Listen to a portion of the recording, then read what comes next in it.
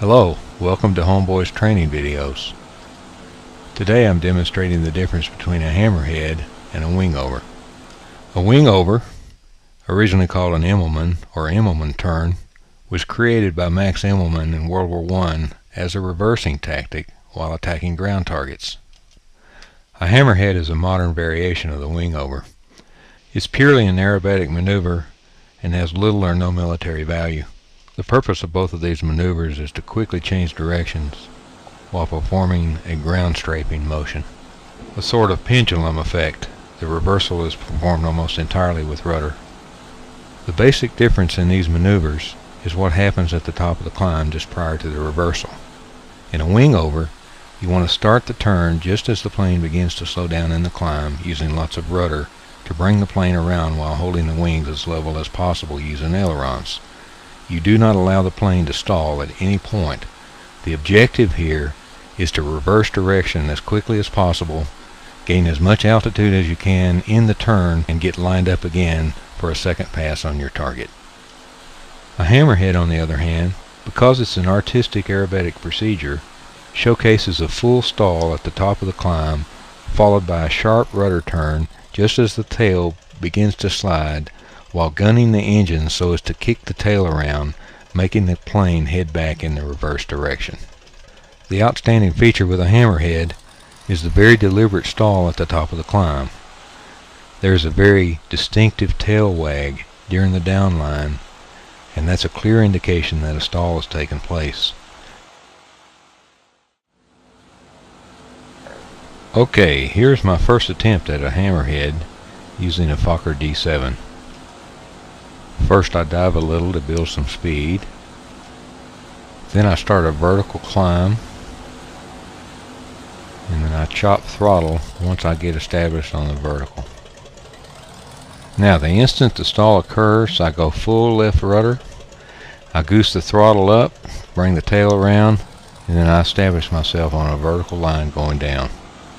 As soon as I've established that vertical line, I release all controls, get lined up well going down, and then I ease throttle back in until I've returned to level flight.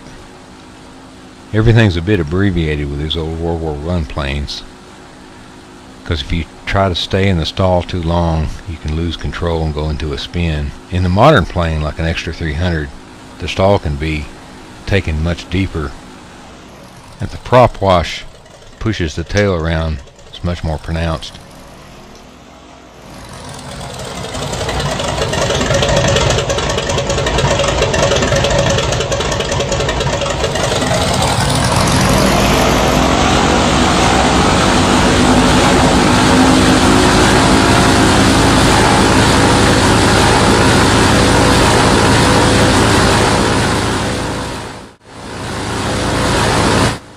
Next I'll demonstrate a WingOver. Because this is a military maneuver, I'll start out by strafing an enemy convoy.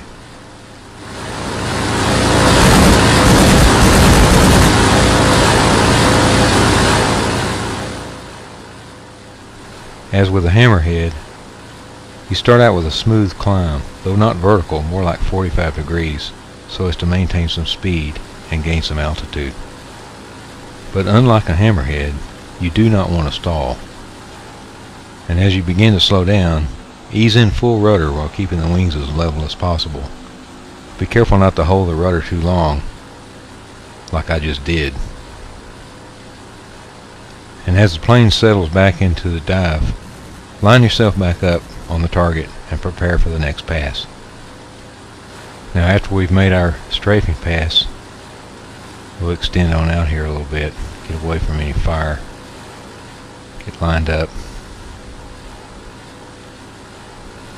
And see if we can control the rudder a little bit better this time. Alright, going full left rudder.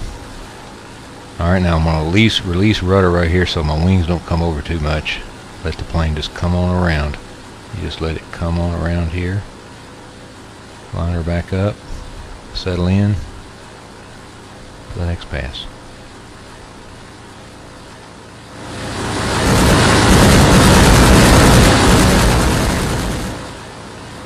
Alright, that concludes this training session.